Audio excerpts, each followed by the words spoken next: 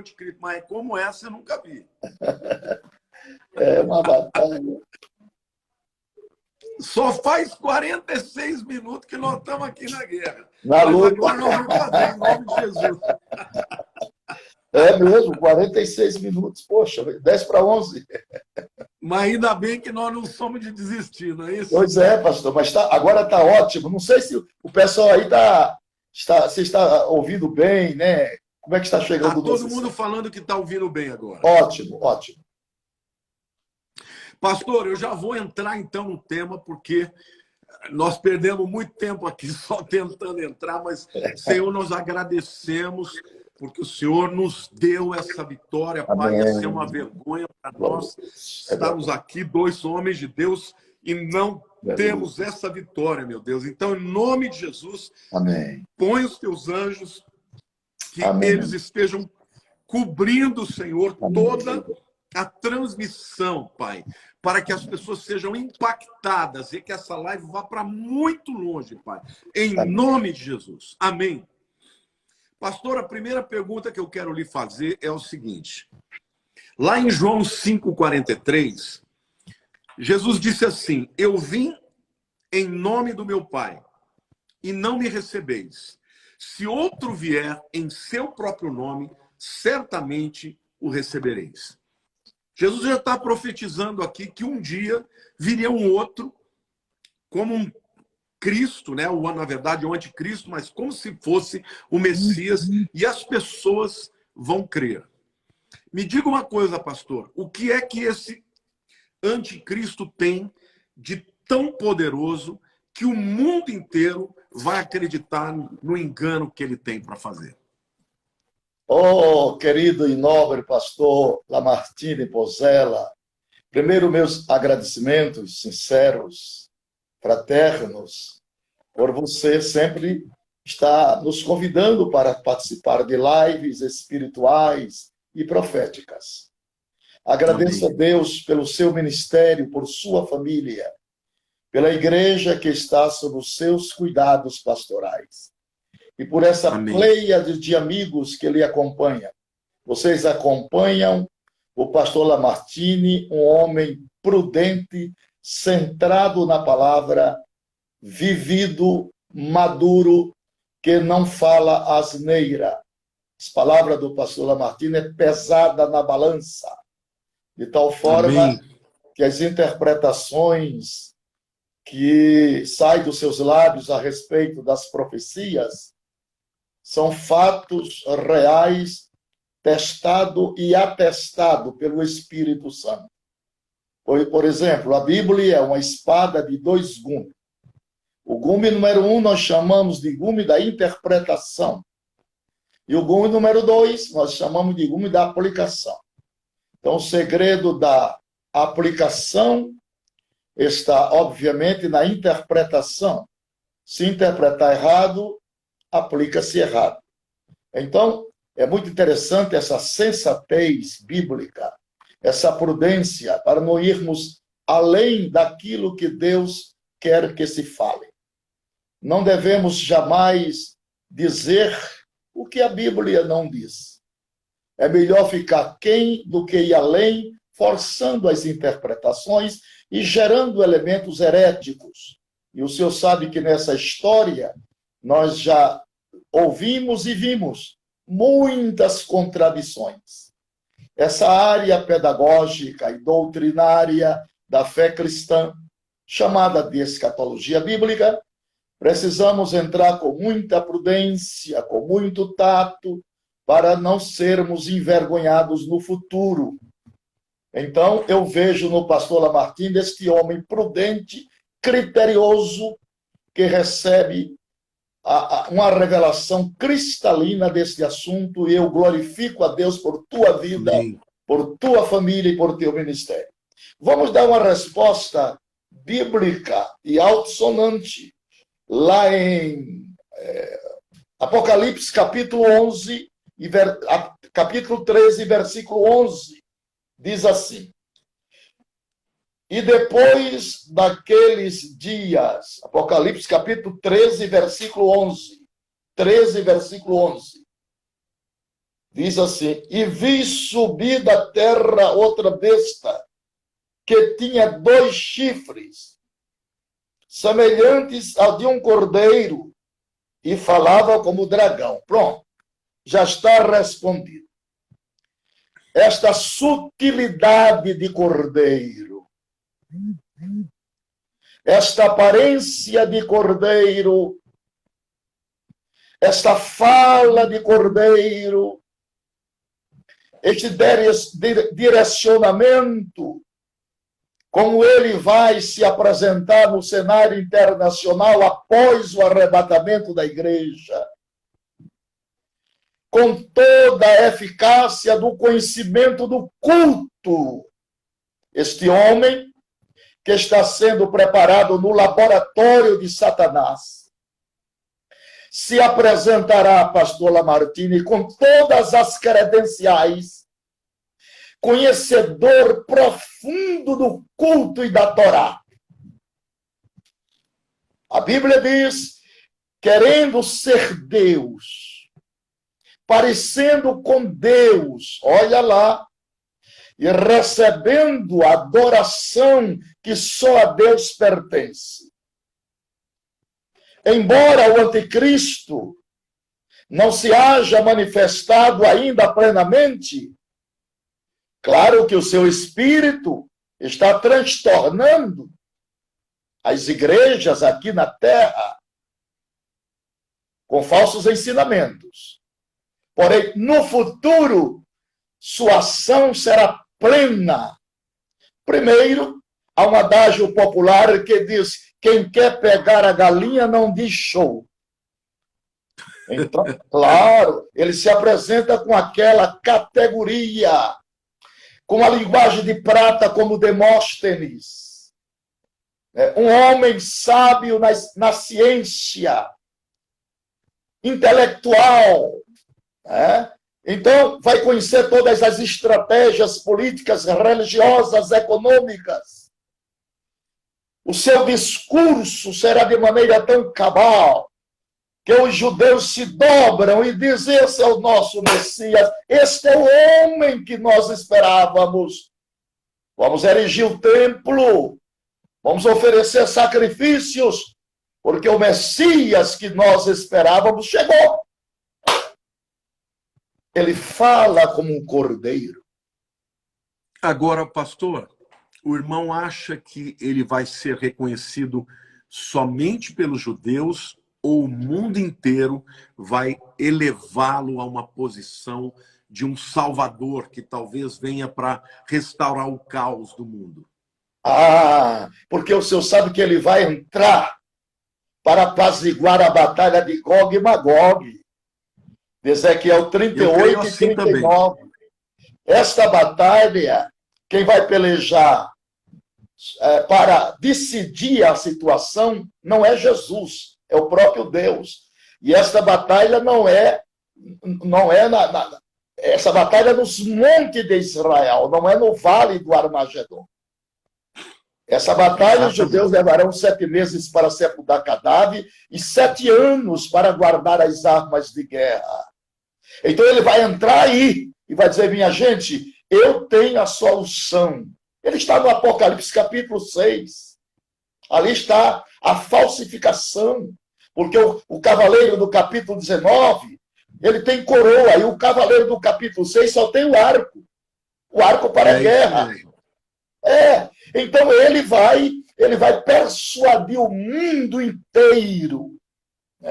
Este homem preparado nas letras, um homem de alta filosofia, homem de conhecimento de estratégias de guerra. Ele vai controlar a área econômica, a área política, a religião. Ele vai controlar o futuro império romano restaurado. Ele vai controlar a mente dos homens para que todos os admirem.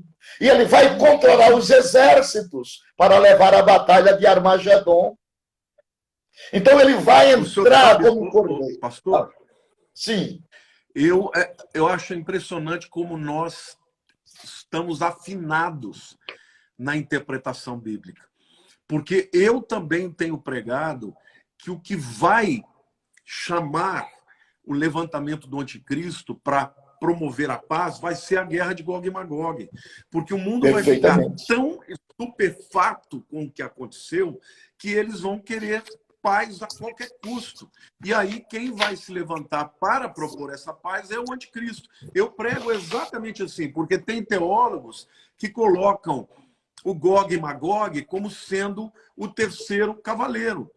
Não, o segundo cavaleiro, né? Porque o primeiro é o branco, que é o anticristo, o segundo é o vermelho, que é guerra. Alguns colocam Gog e Magog dentro da grande tribulação. Mas eu sempre coloquei como antes da tribulação aquilo que vai, na verdade, levar o mundo a clamar por paz. Aí ele vai vir e falar em nome de todos pela paz. Então, é impressionante como nós temos a mesma visão. Afinação. Agora, temos a mesma afinação doutrinária. E é interessante, pastor Lamartine, que Gog e Magog virá a Israel para tomar despojo, para saquear a presa. Olha, eu vou ler aqui. O Estado de Israel, entretanto, extrai do Mar Morto bilhões de dólares em sais e minérios. A riqueza desse inusitado lago é mais que formidável. 22 trilhões de toneladas de cloreto de magnésio, 11 trilhões de toneladas de cloreto de sódio, 7 trilhões de toneladas de cloreto de cálcio, 2 trilhões de toneladas de cloreto de potássio e 1 trilhão de toneladas de brometo de magnésio. Então, a medicina precisa disso aqui. Aqui entra o princípio farmacêutico, o mundo inteiro precisa disso aqui. Então, são 55 trilhões de dólares a riqueza do Mar Morto. Por isso que Gog vai atacar. E o Sedã e Dedã, os moradores de Tarsis, que fizeram uma aliança com Abraão, vão dizer, vocês vieram saquear a presa? Vocês vieram tomar o despojo? Vocês vieram saquear a cidade sem muro? É, sim, é isso mesmo. É isso mesmo. E esta batalha é o próprio Jeová que vai comandar e vencer esta batalha. A Bíblia diz que volvem-se amigos contra amigos, se matam mutuamente e saraiva de um talento, que são pedras de 42 a 60 quilos, que esmagará este exército terrível. Esta é a grande batalha que os homens chamam de Terceira Guerra Mundial. O anticristo vai entrar aí. Aí que ele entra. Com a paz que todo mundo precisa. É como agora, nessa pandemia. Se aparecesse uma pessoa dizendo, eu tenho a solução, o povo cairia para adorá-lo, para reverenciá-lo. Assim será na batalha de Gog. Ele vai entrar e dizer, eu tenho a solução para todo esse problema que está havendo. Eu tenho a paz para dar, eu tenho dinheiro, porque a Bíblia diz, Daniel 7:8, que ele vai emergir do meio de 10 chifres, que são nações coligadas que darão a ele este poder. Ele não vai governar, ele não vai administrar só, ele recebe cobertura do mundo ocidental e do mundo oriental. Ele será um déspota mundial que nunca houve na história, um homem com um gabarito político, científico, como este homem. Então, os judeus, e ele conhece o culto, ele conhece os segredos da Torá. Os rabinos vão ficar impressionados com este homem. E vão dizer, este é o homem que nós esperávamos. Será erigido o templo para voltar a sacrifício por um período bem curtinho e depois será destruído. Porque a Bíblia diz que ouviu-se vozes de blasfêmia que provinha da ponta do poder do anticristo. Ele vai blasfemar de Deus. E aí a aliança será rompida, o pacto será rompido, e ali os exércitos já estão prontos para outra batalha, que é a batalha de Armagedon. Porque quando Israel rompeu o pacto de clamar, a Bíblia diz que Deus trará os inimigos do norte, com 6 anzóis pelo queixo. Já é a segunda batalha. A segunda batalha é a batalha de Meguido, no Vale de Armagedon. Então, o Paulo... E tem os que vêm do leste também, né? Tem os que vêm do leste também, com 200 milhões de soldados. Alguns acham que são 200 milhões de demônios, mas eu penso que pode ser as duas coisas, né? 200 milhões de demônios que possuem 200 milhões de soldados que vêm pelo vale, né? Ali pelo Eufrates, que vai estar sendo seco, né? E hoje a gente sabe que lá na Turquia eles têm uma barragem. Se eles fecharem essa barragem, o Eufrates vai secar. Agora eu queria lhe fazer uma pergunta em relação a isso. Porque 98% de todas as nações por onde o Eufrates passa são nações muçulmanas.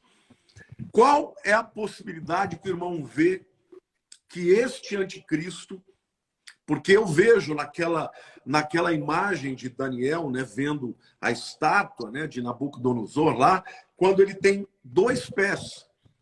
Eu vejo esses 2 pés como um deles posto no Ocidente, porque o Império Romano tinha a capital do Ocidente em Roma, mas tinha a capital do Oriente em Constantinopla.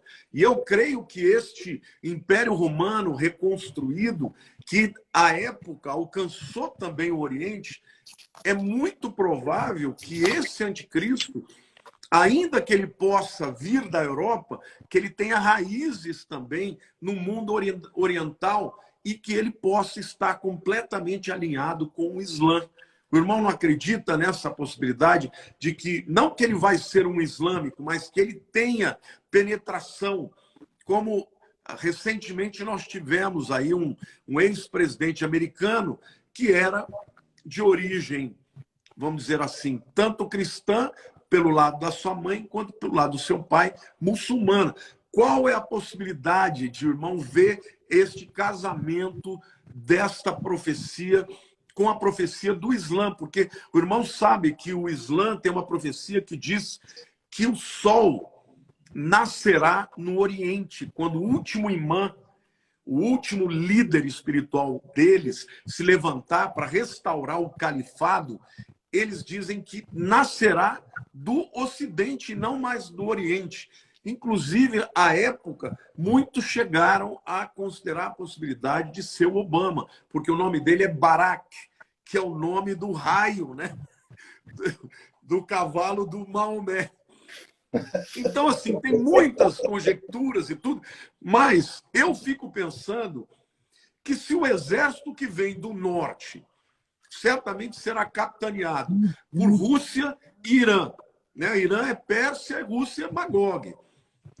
E os exércitos que vêm do leste vêm pelo Eufrates, que são todas nações muçulmanas. Será que não vai haver uma aliança, de fato, do mundo ocidental com o mundo oriental para que este anticristo tenha poder sobre todos eles? Este homem será possuidor de uma linguagem extraordinariamente maligna.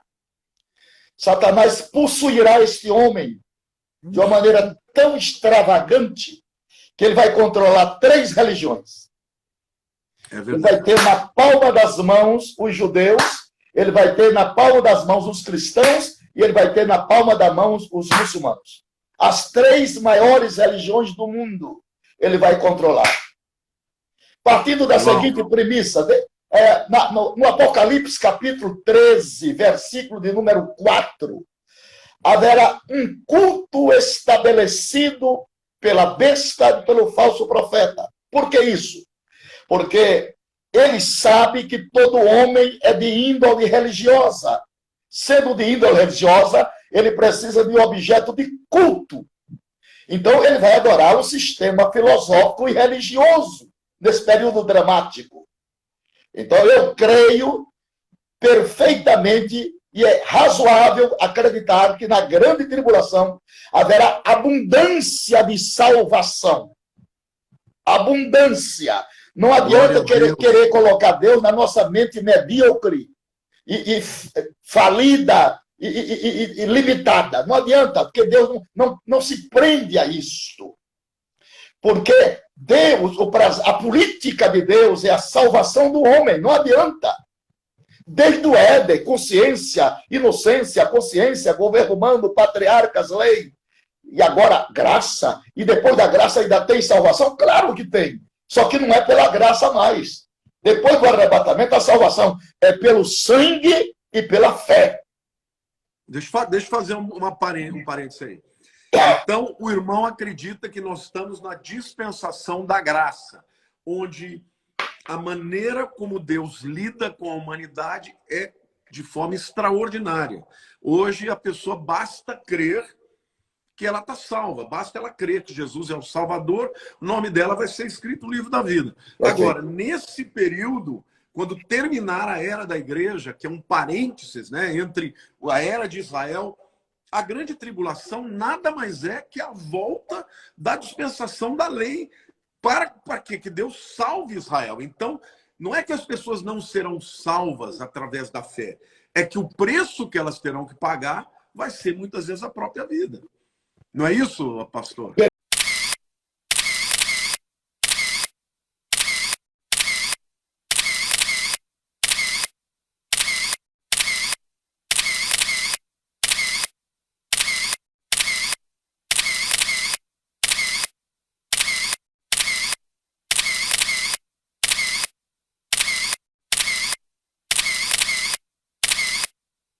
Perfeitamente. A grande tribulação, ela está inserida aqui em Daniel 9:24, né?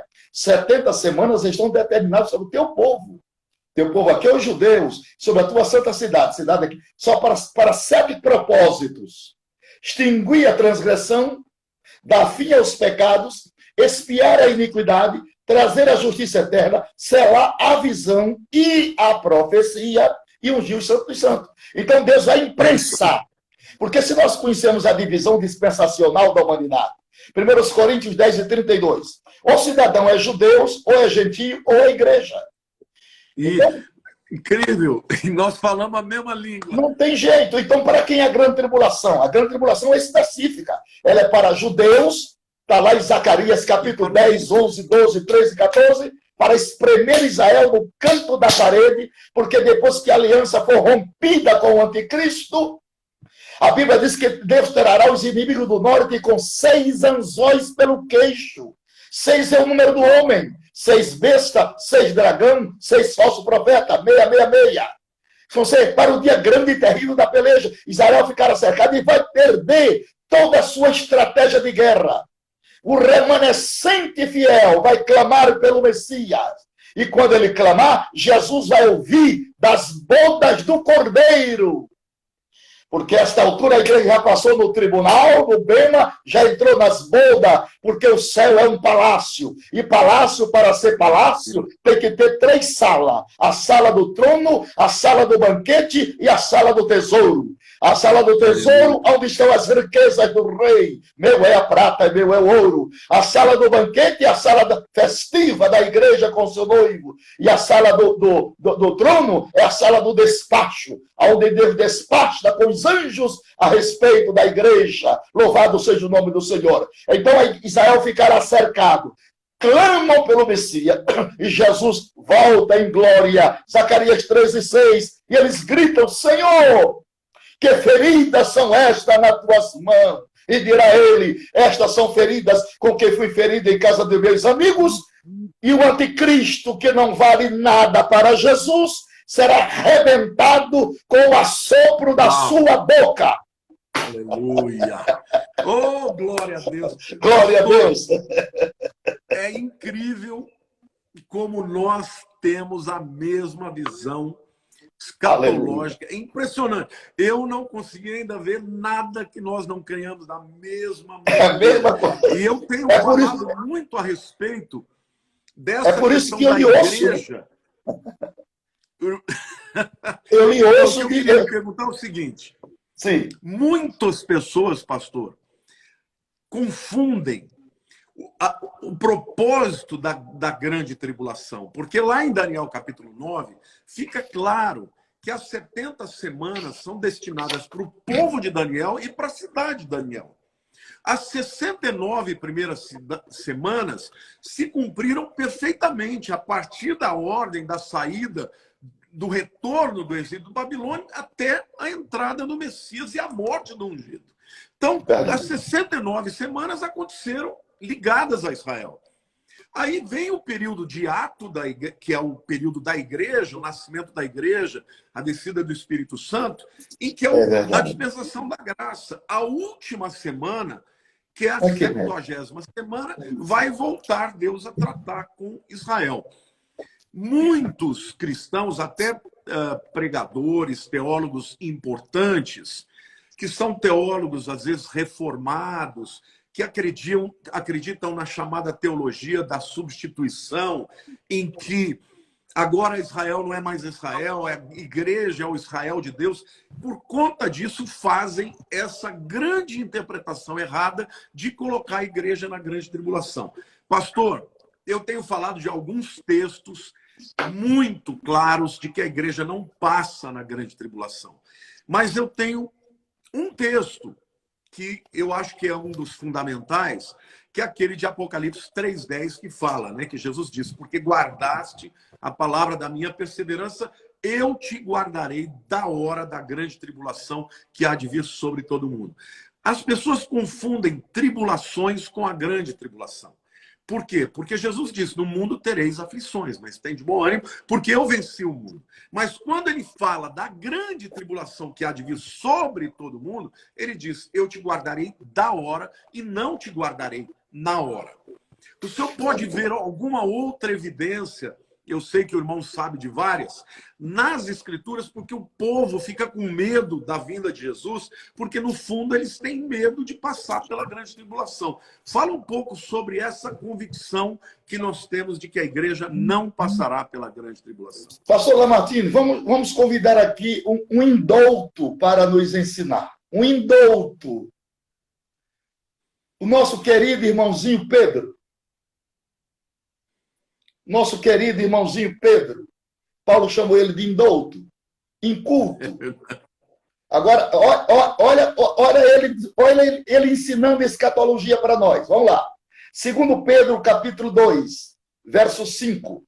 E não perdoou ao mundo antigo, mas guardou a Noé, pregoeiro da justiça, com mais 7 pessoas, ao trazer o dilúvio sobre o mundo dos ímpios, e condenou a subversão às cidades de Sodoma e Gomorra, reduzindo-as a cinza e pondo-as para exemplos que vivessem piamente, e livrou o justo Ló, enfadado da vida dissoluta dos homens abomináveis. Todas as vezes que Deus vai sancionar juízos coletivos, a primeira coisa que ele faz é tirar o justo. Separa o justo. Não há dilúvio enquanto Noé não entra na arca. Não chove enxofre em Sodoma enquanto Ló está lá. Segunda razão. Apocalipse tem 22 capítulos. A igreja do Senhor é introduzida no capítulo 1 e aparece no capítulo 2 e 3. Ali está Éfeso, a Laodiceia. Capítulo 4, a igreja some, é arrebatada. Capítulo 5 é o livro da redenção e seus 7 selos. Cadê a igreja? Capítulo 6 é os 7 selos de juízo, começando com os 4 cavaleiros. Cadê a igreja? Capítulo 7 é os mártires na glória. Cadê a igreja? Capítulo 8 e 9, as 7 trombetas tocando. Cadê a igreja? Capítulo 10 é o anjo com o livrinho na mão. Cadê a igreja? Capítulo 11, as 2 testemunhas. Cadê a igreja? Quer saber quem é as 2 testemunhas? Eu não sei quem é, não. Mas quem for pós-tribulacionista vai saber quem são. Eu não vou saber. Capítulo 12, a mulher e o dragão. Cadê a igreja? Capítulo 13, a besta do mar e da terra. Cadê a igreja? Capítulo 14, 144 mil selados. Cadê a igreja? Capítulo 15 e 16, 7 salvas da ira de Deus. Cadê a igreja? Capítulo 17, a mulher vestida de escarlate. Cadê a igreja? Capítulo 18, as 4 vozes da queda de Babilônia. Cadê a igreja? Capítulo 19, a igreja aparece. Mas aparece nas bodas do Cordeiro. Glória a Deus. Então não tem igreja na grande tribulação. Isso é um argumento muito importante que muitas pessoas não entendem. Eles usam todas as afirmações dos santos, né, dos que são perseguidos, como se fosse a igreja. Mas acontece que nos 3 primeiros capítulos a palavra igreja aparece. Depois muda a nomenclatura e passa a chamar de santos. Por quê? Porque simplesmente acabou a era da igreja. A igreja não está na terra mais. A igreja está lá no céu. Aleluia. Enquanto aqui na terra, aqueles que se converterem, tanto judeus quanto gentios, eles não fazem parte mais da igreja. Eles são santos, mas não são a igreja. Porque a igreja, ela está nesse período de dispensação que nasce com a descida do Espírito Santo e termina com o arrebatamento da igreja. E o irmão falou muito bem, mostrando, né, no capítulo 4, nós temos uma porta aberta no céu e uma voz como de trombeta dizendo, sobe para cá. Esse é o arrebatamento. No capítulo 19, nós temos uma porta aberta nos céus, só que aí Jesus desce com a sua igreja. Então, são dois eventos completamente diferentes. Eu queria que o irmão falasse um pouquinho, porque muita gente confunde isso. Confunde o fato de que a segunda vinda de Jesus, ela é em duas etapas. A primeira etapa é para a igreja. E é de maneira escondida. Somente os crentes vão ver a trombeta e ver o Senhor e o encontram nos ares. Mas a segunda vinda, todo olho verá. E aí não é mais nos ares, mas é na terra, porque Jesus desce e pisa lá no Monte das Oliveiras e fende o Monte das Oliveiras. Fala um pouquinho sobre a diferença do arrebatamento com a segunda vinda. Dizemos, pois, isto pela palavra do Senhor, que nós, os que ficarmos vivos, para a vinda do Senhor, não precederemos os que dormem. Porque o mesmo Senhor descerá do céu com alarido, voz de arcanjo, trombeta de Deus. Os que morrerem em Cristo ressuscitarão primeiro, depois nós, os que ficarmos vivos, seremos arrebatados juntamente com ele nas nuvens e encontrar o Senhor nos ares. Assim estaremos sempre com o Senhor. Portanto, consolai-vos uns aos outros com estas palavras. Jesus virá uma vez em duas fases, e isso é real. Na primeira ele virá para a igreja, na segunda ele virá com a igreja. Na primeira os incrédulos serão deixados, na segunda os incrédulos serão dizimados. Na primeira haverá segredos, na segunda haverá profunda lamentação. Na primeira ele virá nos ares, e na segunda ele virá no Monte das Oliveiras. A lei de Moisés foi dada no Monte Sinai. O primeiro sermão que Jesus pregou foi no monte. Ele foi crucificado no monte. Ele subiu ao céu do monte e ele voltará em glória com a igreja sobre o Monte das Oliveiras para reinar no milênio. E Salomão já viu isso em Cantares capítulo 2. Salomão disse, esta é a voz do meu amado. Ei-o aí, que já vem pulando sobre os montes, saltando sobre o solteiro. O meu amado é semelhante ao gamo, ao filho do veado. Ei-o aí, reluzindo pelas grades. E ele diz, levanta, amada minha, formosa minha, e vem. Porque eis que passou o inverno, a chuva cessou e se foi. Aparece as flores da terra. O tempo de cantar chegou, e a voz da rola ouve-se em nossa terra. Isso é a celebração da igreja nos céus. Os céus não é uma utopia. João esteve lá e quando ele foi arrebatado, ele sentou-se numa praça. A cidade tem praça. Ele viu no centro da praça a árvore da vida. Ele olhou 180 graus, deu uma olhada e viu o muro da cidade. Jaspe. Viu 12 portas de pérola, viu o rio que saía do limiar do altar, claro como cristal, translúcido e translucente, que ele chama de rio da água da vida. Ele entra dentro do trono e vê um sentado sobre o trono semelhante à pedra de jaspe, divino, santo, pungente, indescritível, real, absoluto, pleno, glorioso, magnífico, exuberante. Ele estava sentado no trono, o arco celeste estava em volta dele, a aliança de Deus com Noé ainda está lá prefigurada. Ele estava sentado no trono e ele ouviu vozes, trovões e relâmpagos que saíam do trono. Aí ele vem para o trono central. Aí ele vê a quiescência de 4 tronos com 4 querubins, que a Bíblia chama de 4 animais. E aí eles olham para aquele que está no trono e diz aleluia, aleluia, amém, amém, amém, santo, santo, santo. Eles adorando a Deus. O céu é um lugar real, pleno e absoluto. Os 24 anciãos representantes da igreja do Velho e do Novo Testamento tiram as coroas, deita no trono e grita, aleluia, digno é o Cordeiro que foi morto, mas vive para sempre. Meus irmãos, está chegando a hora do arrebatamento e eu vou mostrar isso agora na Bíblia. 1 Coríntios 15, 52. Olha a palavra que diz, num momento. Eu só quero essa palavra, num momento. Esses dois termos no original grego, num é era e momento é atômica. Então Paulo está dissertando apologeticamente para a igreja em Corinto, dizendo, na era atômica, Jesus virá. Na era dos mísseis, na era dos foguetes teleguiados, na era das explosões atômicas. Nós estamos vivendo na era das explosões atômicas. Os Estados Unidos, a Rússia, a China e a Coreia do Norte têm um arsenal atômico que pode destruir o planeta Terra 35 vezes em 42 minutos. Jesus disse, as potências dos céus serão abaladas. A palavra céu no original grego é curanon. Curanon é derivado do urânio. Urânio é o produto que se fabrica a bomba atômica. Pedro disse, os céus que agora existem haverão de passar com um grande estrondo, os elementos ardendo se desfarão, a terra e a obra que nará se queimarão. Igreja do Senhor, atentai, nós estamos à beira do arrebatamento, o maior acontecimento da história. Aleluia, meu Jesus! Que coisa tremenda, que coisa tremenda. Gente, vocês estão percebendo o que está sendo despejado aí, que o inimigo queria roubar da gente? Roubar, isso que está sendo liberado no mundo espiritual aqui. Queria pedir para você que está aqui, pega aí esse aviãozinho e chama aí mais 20 pessoas cada um.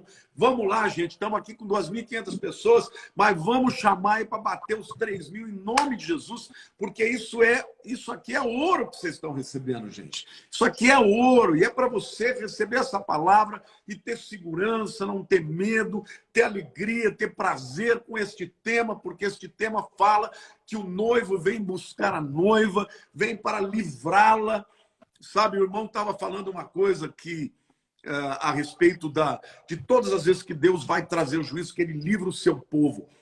Eu acho assim impressionante que mesmo Ló, não sendo aquele crente tão espiritual quanto Abraão, porque enquanto os anjos, chegaram 3 anjos, na verdade um deles era Jesus, né? É o anjo do Senhor que chega ali para anunciar para Abraão que ele vai ser pai no ano que vem, né?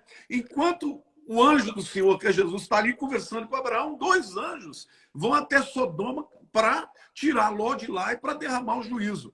Mas é interessante, pastor, porque quando chega lá, mesmo Ló não sendo um crente muito espiritual, né, ele foi para Sodoma por causa dos seus olhos, enquanto Abraão falou, escolhe para onde você quer ir, porque onde eu estiver, Deus vai estar comigo.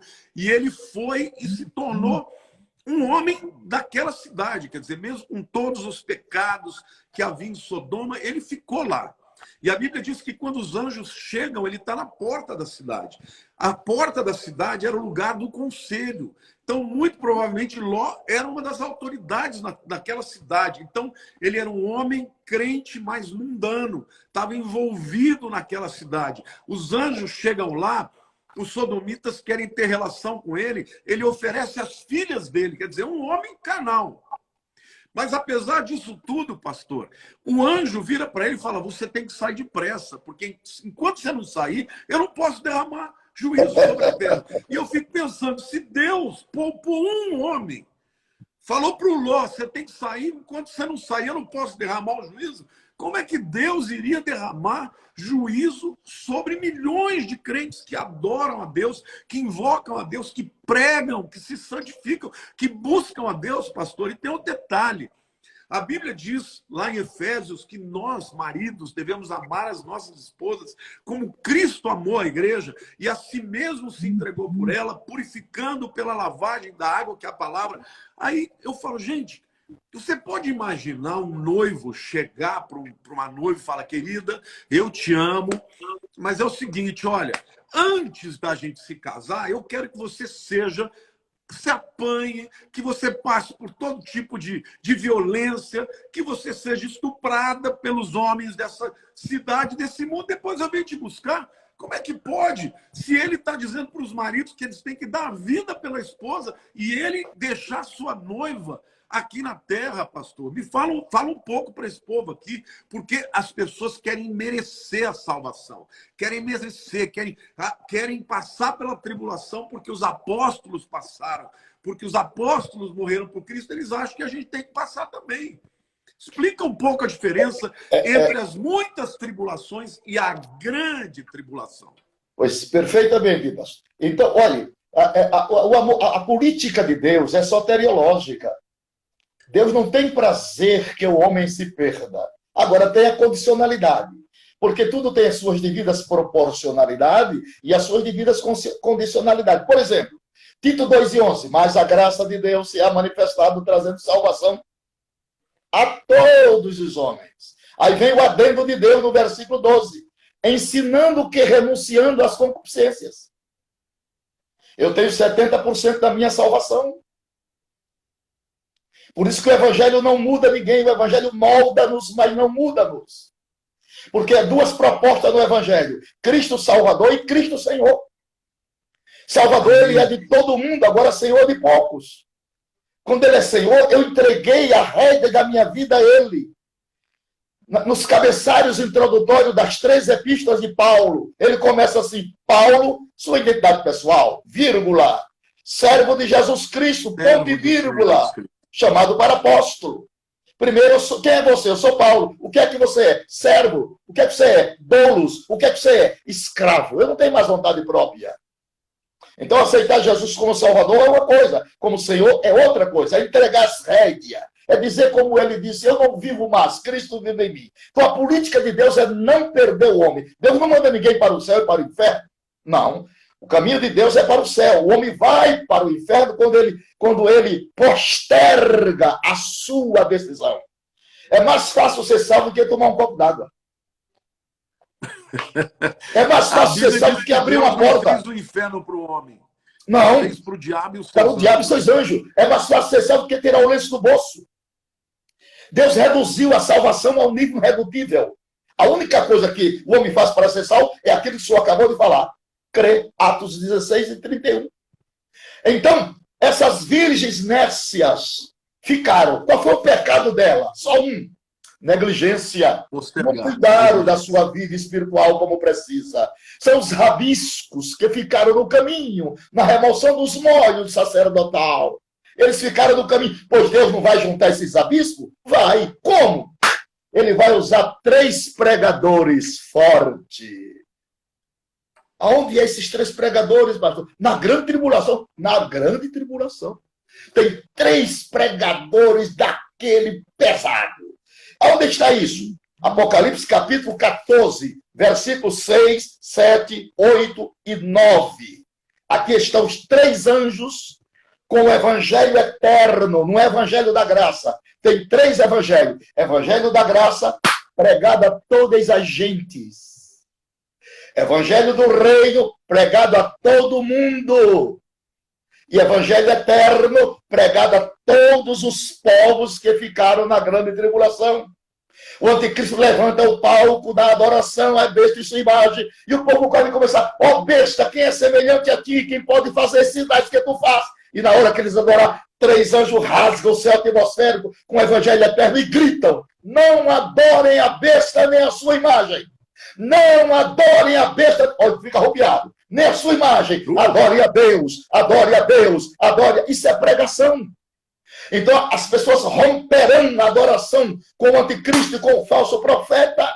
Serão mortos, decapitados. Agora, olha aonde eles aparecem. A Bíblia tem uma resposta para tudo. Apocalipse 7, verso 9. E depois destas coisas olhei, e eis aqui uma multidão, a qual ninguém podia contar, de todas as nações, tribos e povos e língua, que estavam diante do trono e perante o Cordeiro, trajando vestes brancas. Opa! Com palma nas mãos. Não é igreja. Igreja é pedra branca e novo nome. Aqui são os mártires. Bíblia responde com Bíblia. Verso 13.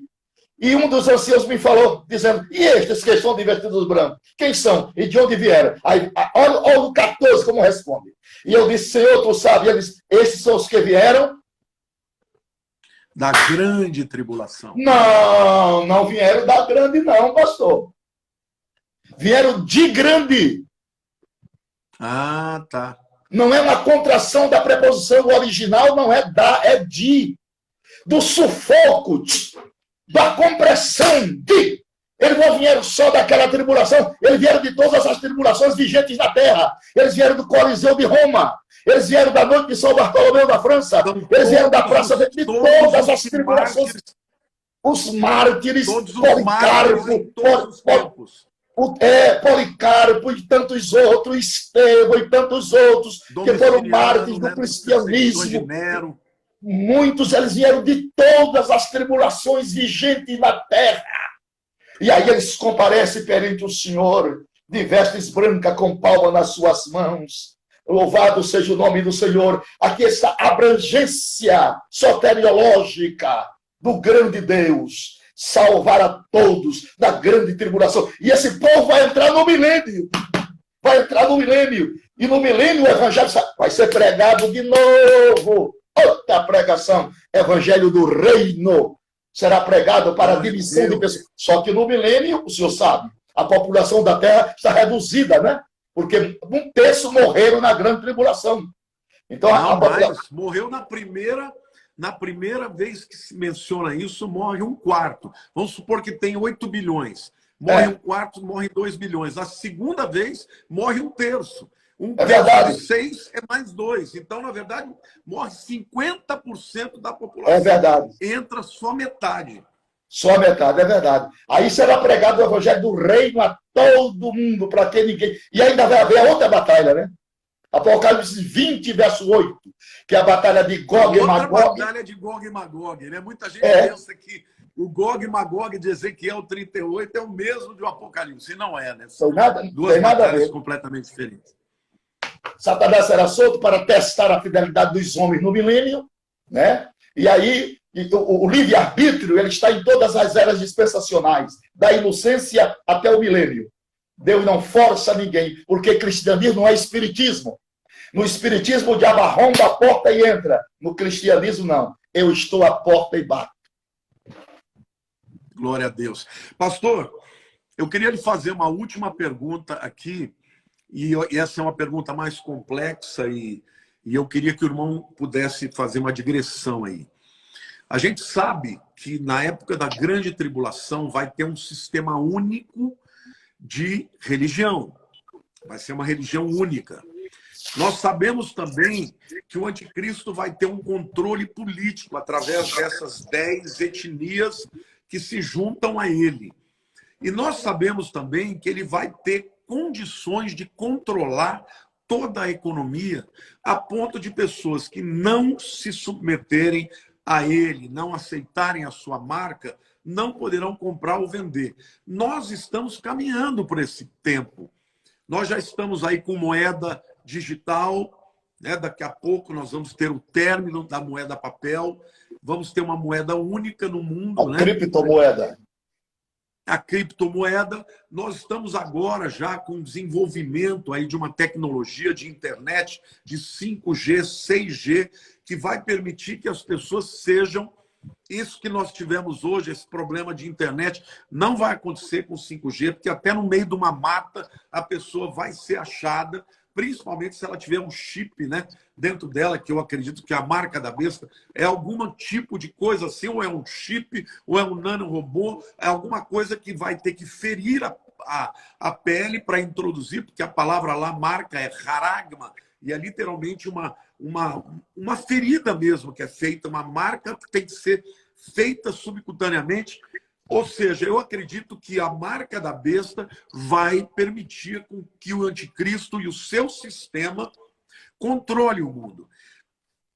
Pensando nisso, eu queria lhe perguntar como ele vai controlar tudo isso e se nós estamos, na sua opinião, perto da vinda de Jesus, porque já que a gente olha, vê todos os sinais da natureza, a gente vê os sinais dos falsos cristos, as movimentações de guerras e rumores de guerra, e principalmente um mundo globalizado, onde cada vez mais uma nação interfere na outra, o irmão acha que nós estamos longe ou estamos próximos do arrebatamento? E como o irmão vê esse governo mundial, que vai ser um governo despótico, governo de um homem que vai ser um tirano, mas que num primeiro momento vai parecer o salvador da pátria?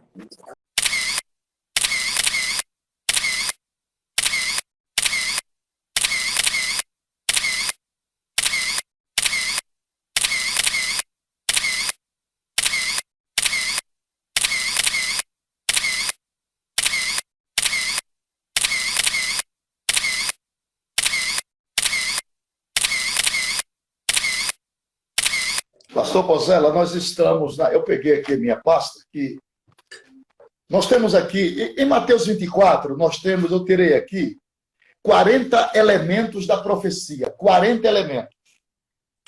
Então, 51 versículos, nós extraímos 40 elementos. Nesses 40 elementos que nós extraímos aqui, e estamos preparando um livro, esboçando um por um, nós estamos na realidade singular, no apagar das luzes desta penúltima dispensação de Deus com a humanidade. Todo o embrião profético está conceituavelmente acentuado dentro da simetria comportamental da profecia. Tudo nos faz crer que não vai mais muito tempo. Eu creio, para mim, que não vai mais 10 anos. Oh, glória a Deus. Maranata, eu também. Vamos ver aqui. Nós somos 70% líquido. Vamos estudar isso aqui. Ninguém sobrevive sem a quiescência do produto hídrico. Nós temos quase 8 bilhões de pessoas no planeta. Nós temos 97% de água salgada. Nós temos só 3% de água doce. Nós temos só 1,5% de água que tem possibilidade do homem ingerir, porque 1,5% está poluída. Os lençóis freáticos estão sumindo da terra, isso é profético. Ezequiel capítulo 4, olha o que vai acontecer. Deus está chamando a atenção da humanidade. Ezequiel capítulo de número 4, olha o que diz, versículo 16. Então me disse, filho do homem, eis que eu torno instável o sustento de pão em Jerusalém, e comerão pão por peso e com desgosto, e a água beberão por medida e com espanto, para que o pão e a água lhe faltem, e se espantem um com os outros, e se consuma nas suas maldades. A escassez de água, a guerra vai ser estabelecida já. Panorama de Gog e Magog vem pela água. Quase 1 bilhão de pessoas hoje passam fome. No Brasil hoje já são 40 milhões de desempregados. Então, Deus está aqui estampado na figura de um pescador profissional. Ele fisgou peixe e vai puxar a hora que ele quiser. Ele está só dando linha, mas o peixe está fisgado. Está todo mundo na fisga de Deus. O poder econômico, o poder político, o poder da ciência, o poder religioso, está tudo na fisga de Deus. Ninguém brinque, porque de Deus não se zomba. Ele manda e não é mandado. Ele dá ordem e não recebe ordem. Ele mata e não vai preso. Está tudo no seu absoluto controle. A palavra profética tem que se cumprir um a um. Doa em quem doer. Nós estamos vivendo as últimas contrações da grávida. A qualquer momento vai aparecer o desejado das nações, Jesus Cristo, o Filho de Deus. Aleluia. Isso vai acontecer não num abrir e fechar de olhos, mas num abrir e piscar de olhos. A nova gramática grega atualizada e revisada não fala abrir e fechar, fala num pisco, que é 3 milésimos do segundo. Jesus está voltando, senhoras e senhores. É tempo de nos preparar, nos moldarmos, dedicar a nossa vida a Ele. Só termos os pés na terra, mas a mente 24 horas no céu. Esse céu será rasgado daqui a pouco. A trombeta vai tocar, e a trombeta do arrebatamento não é aquela trombeta de Apocalipse 11:15. Não! Aquela trombeta de Apocalipse 11:15 é a trombeta anunciando a festa das bodas. A trombeta do arrebatamento é 1 Coríntios 15:52, 1 Tessalonicenses 4:13-18. Então, Jesus está vindo e há muitas trombetas que estão tocando. Essa pandemia são trombetas de Deus tocando na terra. Porque Deus tem o controle absoluto e essa é a vontade permissiva. Deus está chamando a atenção da humanidade na dor, pela dor. E os homens não encontram respostas cabíveis, nem na ciência, nem na política, nem na religião e nem na economia. A economia quebra. E Deus está lá de cima dizendo, eu estou a um passo para buscar a minha noiva. A qualquer momento eu vou buscar a minha igreja querida, que me deu crédito, que me constituiu como Salvador e Senhor. Aleluia. Nós estamos a um passo, senhoras e senhores, irmãos e irmãs, convoque sua família para o altar de Deus, para a oração, para buscar a Deus, para ler a palavra, para o culto doméstico. Porque a Bíblia diz que ele virá a hora em que não penseis. Mateus 24 e 44. É tempo, pastor. É tempo de estarmos atentos. Porque quando for o dilúvio, eles não perceberam. Há muita gente que não vai perceber até que o dilúvio aconteceu. Esteja atento, queridos irmãos. A palavra de Deus diz lá em 1 Tessalonicenses, depois que ele fala do arrebatamento no capítulo 4, no 5 ele começa a descrever o dia do Senhor, né? E o dia do Senhor é a grande tribulação. E ele fala, mas o dia do Senhor, vós não estáis destinados para a ira, porque vós não sois dos que dormem, mas vós sois daqueles que estão despertos. Vocês não são da noite, né? Vocês são do dia. São do dia, vocês da luz, para que o dia do Senhor vos pegue como ladrão. Quer dizer, embora o mundo inteiro esteja absolutamente disperso, como disse o próprio Senhor Jesus, né? Como nos dias de Noé, que as pessoas casavam, se davam em casamento, então completamente ali preocupadas, veio o dilúvio e ninguém percebeu. Mas nós não. Nós estamos atentos ao toque da trombeta. E quando tocar, meu querido, só os que são do Senhor é que ouvirão.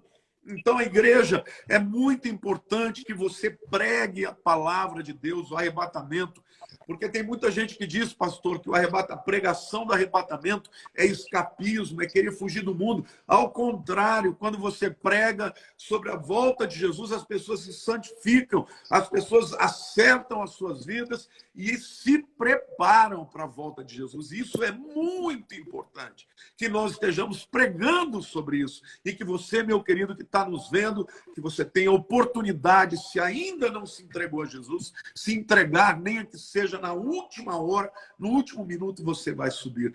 Agora, se você já é de Jesus, se prepare, santifique a sua vida, se prepare fazendo aquilo que o Senhor mandou fazer, enchendo a sua vida do Espírito, porque é a lâmpada que precisa estar cheia do óleo da unção, que é a presença do Espírito Santo, para que quando vier o noivo, a igreja esteja preparada e possa entrar nas núpcias antes que a porta se feche. Porque, pastor, quando essa porta se fechar, vai ser muito triste para quem ficar para trás. Porque vai ser uma grande tribulação como nunca houve no mundo inteiro.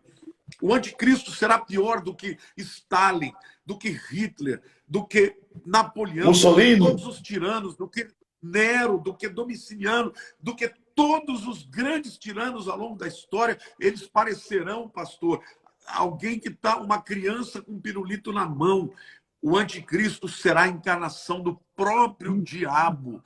Quando ele tiver a ferida mortal nele, no meio da grande tribulação, no meio da tribulação, quando for iniciar, ele vai ser possuído pelo próprio Satanás, que vai ser expulso definitivamente dos céus e virá com toda a ira contra aqueles que são de Deus e que se converteram. Então, meu querido, é melhor se converter agora, é melhor entregar a vida para Jesus agora do que ter que enfrentar a ira do anticristo. Então, pastor, essa live não dá para ser uma só, nós vamos fazer uma depois. Segunda que vem. Outro dia. Como é? Segunda que vem. Segunda que vem, está fechado. Perfeito. Podemos marcar segunda que vem a segunda parte desta live, que foi assim uma guerra espiritual como eu nunca tive nenhuma vez. Olha, pastor, eu já tive muitas experiências de quando falar do anticristo, todos os aparelhos são alterados, muitas vezes. Parece que esse é um tema que ele fica brabo, que ele quer realmente acabar com tudo. Mas como hoje, eu nunca vi.